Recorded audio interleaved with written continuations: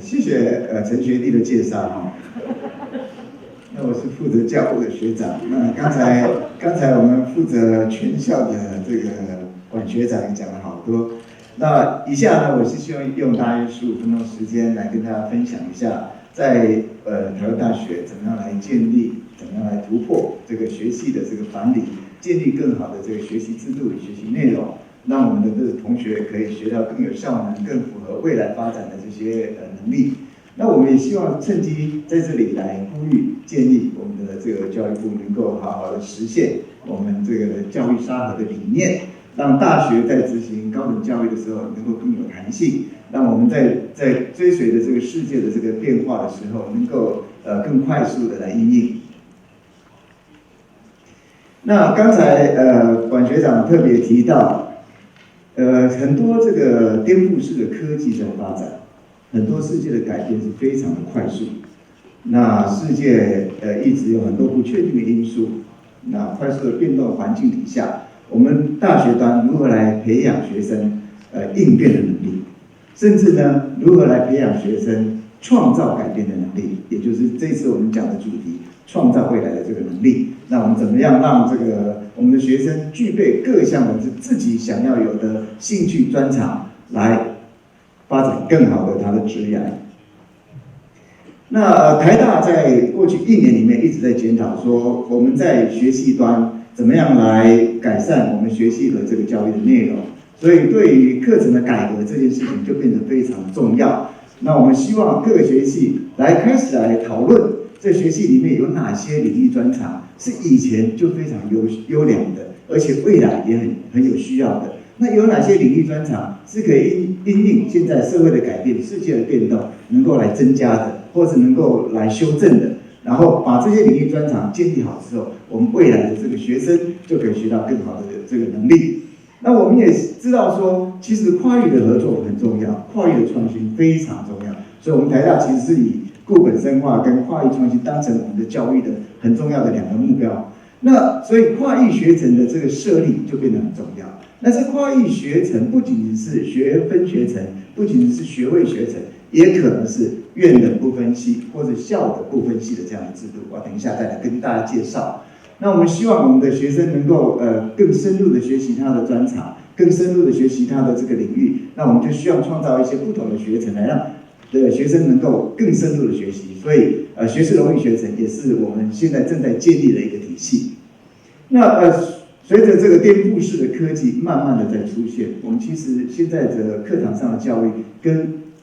跟以前的是很不一样的。所以学生呢，现在在上一学期我们实现了很多线上学习远距教学的结果呢，我们发现很多学生现在有1.5倍速的人生啊。所以利用线上的学习系统，然后再来课堂上做讨论，跟老师做互动跟讨论之后，他的学习的效能跟学习的速度其实要比以前更快速。所以这样的混成的教学或是混成的学习，我们怎么样让我们现在的学生学到更好的这未来的能力？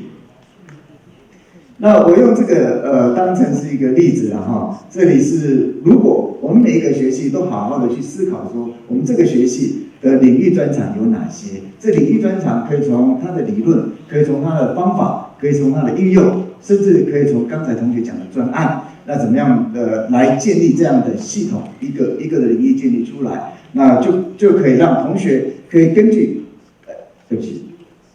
他需要的这个专长来选择，想要的专长来选择这个不同的领域。然后我如果用7巧板来当成是一个例子的话，你就可以看到这个7巧板上面凑出来的这个1、2、5、6、7、8是一只小狗，那5、6、7、8加上1、3、4就变成是一个加上不同颜色出来以后就变成是一只兔子。那你会发现说，5、6、7、8都有，那只有1、2跟1、3、4这样的差别。那这些差别到底有什么意义？你可以想见的是，不管是狗或是兔子都是什么哺乳类动物嘛，哺乳类动物的5、6、7、8都一样。那但是呢，它经过1、2或经过3、4，就发现说它煮出来的一个是肉食性的猎食者，一个是草食性的被猎食者。所以这样的组合是变得它可以很活泼的根据你个人的需求去选择不同的领域，组合起来之后，你将来要因应你个人的这个需求，或者因应你个人职业的这个需求。好，例如，如果我们在院里面设计一个这样的不分系的这个学士，那因为我们已经把如果是工学院所有的领域都设立好了，领域专长都设立好了，那甚至其他学院的领域专长也设立好了，那同学们这个 A 同学对机器人有兴趣，他就去修了这个机器人，去修了人工智慧，他也对这个智慧制造有兴趣，所以他去修智慧制造，然后他也发现说，社会科学领域里面的这个社会设计的这个领域专长，我也觉得好喜欢，那我就去修了这个领域专长。修完了之后，那社科学那个工学院可能他就规范说，你必须要修了4个或15个领域专长，我才颁给你一个不分系的这个院学士。那这个跟刚才讲到的空白学生有一点点相似，但是呢，这个同学进到这个台大来，我们根据我们对同学的调查，大概有30%的同学，他对自己的科系不明白，那但是呢，他对这个大的这个学院有很强的认同感。那如果对于这类同学，他学会了机器人，学会了人工智慧，学会智慧制造，那再学会了一些社会发展的这个未来，他就可以去找一些，例如说自驾车、半导体甚至这个精密机械方面的这个工作。所以这些领域专长的这个休息，跟他未来的职涯是可以连接的。那我们再把这个 scale 再放大一点点，全校有这么多领域专长可以选择，那我们学校当然对同学的这个基础的能力，这些通识教育也好，或是共同必修的课程也好，都有很好的规范。但是呢，专业的科目，他去修不同的领域专长，就可以组成他对于未来社会的这个发展的这个需求的这个组成。例如说，这个同学对于清除海洋废弃物很有这个使命感。那清除海洋废弃物需要学什么专长？可能要清除它的话，你要机器人去帮忙清除。可能你要认识海洋的生态，你才可以判断什么是垃圾，什么不是垃圾。可能你要有一些人工智慧的这个方式来帮你做判断，那你才更有效的来清除。那另外呢，你还要有一些有机化学这些反应对于清除废弃物更好。那也许你还要修一些在社科人文方面的永续发展这一部分的这个课程或者领域专长。那这样的组合起来之后，我们就认为这个同学应该有这样的能力立志要清理海洋废弃物，他就可以做到清理海洋废弃物这个工作。那我们学校也可以依照这个办法来订定一个校部分析的这个学士，那就可以让同学以台湾大学的这个，比如说我这里是台湾大学了哈，不是湾大哈，是台湾大学，台大台大，那他也可以领取我们的这个领域专长的这个证书，那他的未来的老板就可以知道说，这个同学有哪些学历，而不是只有一个台湾大学的学历。好，那对于这个同学们要更深入的这个探究的这一部分，我们就希望能够成立一些比较不一样的学程，那能够很深入的学习的学程。那这是我们建立的这个学士荣誉学程。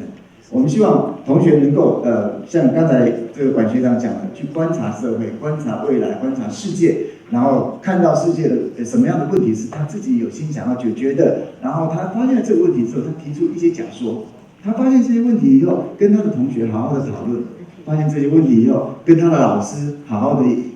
请教，然后经过这些互动之后，他可以提出假说，他可以提出想要解决问题的办法。那甚至着手到老师的实验室到不管是在国内或是国外来试着来解决这些问题。所以我们认为这样的学习的方法，可以让同学更深入的知道他这个领域，他可以学得更好。那我们也希望学系可以设立这样的这个学士荣誉学程，把更深入的课程放在这样的 program 里面，把这个专题讨论、专题研究，甚至最后这个同学可以来做学士论文，然后因此呢，他就可以获得所谓的这个学士荣誉学程的这个证书。那教学科技变动非常之快，那学生的学习习惯变化也非常快。那我们怎么样把这些科技纳到我们的学习体系来？台湾大学在过去1年中开始建造所谓的未来教室。我们希望让同学在课堂里面的这个讨论可以变得更容易。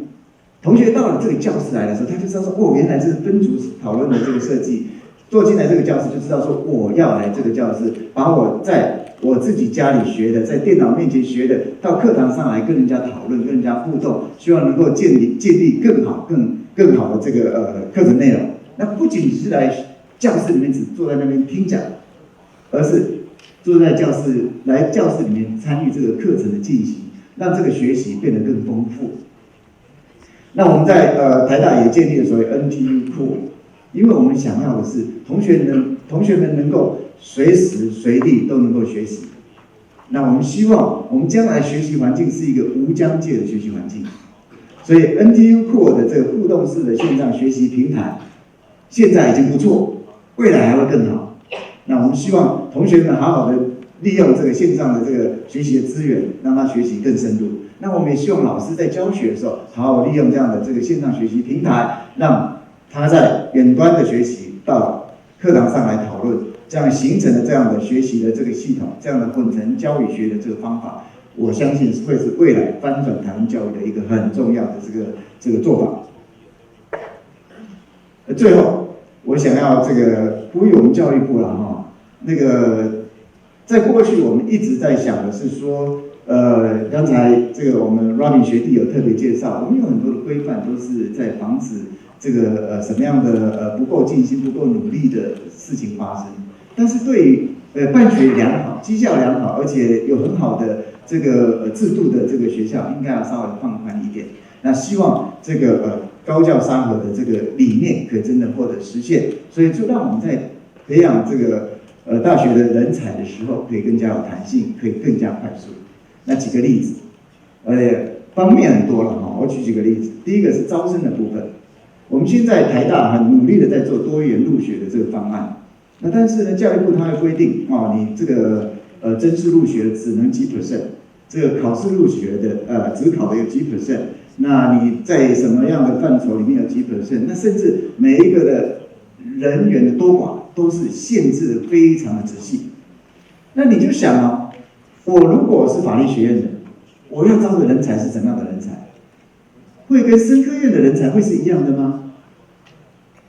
大概会不一样吧。生科院的人才，我们希望他进入实验室开始做实验，希望他提出的理论跟实际中间的这些实作的部分更多。医学系的更是不一样嘛，不是吗？会考试的就能够当医生吗？好像也不是嘛，可能需要很多实际操作的这一部分。你如果叫一个牙医系的人要做那个牙齿，你找一个手就是很不灵巧的，你以后敢去看牙医吗？可能不太敢。所以每一个学系，他要招生的方法应该要有弹性，应该不太一样。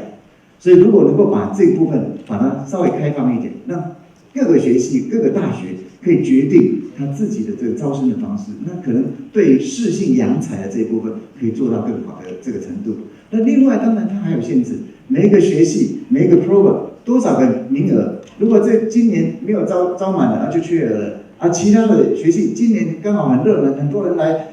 很多很好的学生来参加考试，他也不能多收一个，可以少收很多个，那好可惜哦。对我们高教资源的没有充分的利用，也有点可惜啊。所以这一部分是不是可以让这个办学比较良好的大学可以开始来实践这样的比较有弹性的做法？那各位都知道说，在大学里面，台湾的高教的投入其实还蛮低的了哈。我们跟我们邻近的这个国家来比，或是我们跟这个欧美的这个有名的学校来比，我们都差很多。经费不够，这是一个 issue。但是另外一个更重要的事情是，对于经费使用的限制也是很大的这个限制哈。例如说，我们拿到了这个经费，它可能要用在人事费、这个设备费，或者是这个材料费都有固定的名目哈，那不能够留用哈。那这个有点奇怪哈。如果文学院的他想要拼多一点人来协助他这个在教学上面助教多一点，那这个医学院可能它需要实作的，它的材料费要多一些。那工学院搞不好，它今年刚好需要一个这个教室的整备，所以它需要更多的设备费。那所以这应该有一些可以有的这个调整。那我们其实很高兴哦，那个科技部已经有这样的弹性了。那教育部现在弹性还稍微低一点点。那我们甚至规定我们一个便当80块钱了。我如果在屏东，我觉得80块钱可以吃得很好。但是我在台北80块钱就吃得不够好哈，所以这个我们希望让我们有这个机会。那最后其实是学程的规范哈，那学程的规范我们各位知道刚才讲的许多学程的规范都需要经过教育部的核可，那我们在校内大概经过6关，约要1年左右，教育部审查要半年，所以1年半才可以准许让你可以招生。那招生是什么时候？在1年之后。所以等于是从你开始有这个念头，大概2年半到3年才可以开始招生。等你4年训练完之后，已经7年了。刚才我们管学长说，5年就一次变动了，5年就换一个工作了。我们7年来得及吗？7年就开始养了哈。好，所以最后其实我希望能够邀请我们在场的每一位，甚至没来参加的所有关心台湾的这个高等教育的，一起来努力，让我们一起来培育可以大胆创新、可以开创未来的人才。谢谢。喜欢我们的影片，请帮我们按赞、订阅与分享，也要开启小铃铛，才能收到新影片的通知哦。另外，我们还有 IG 与 FB 粉丝团，欢迎来追踪与按赞。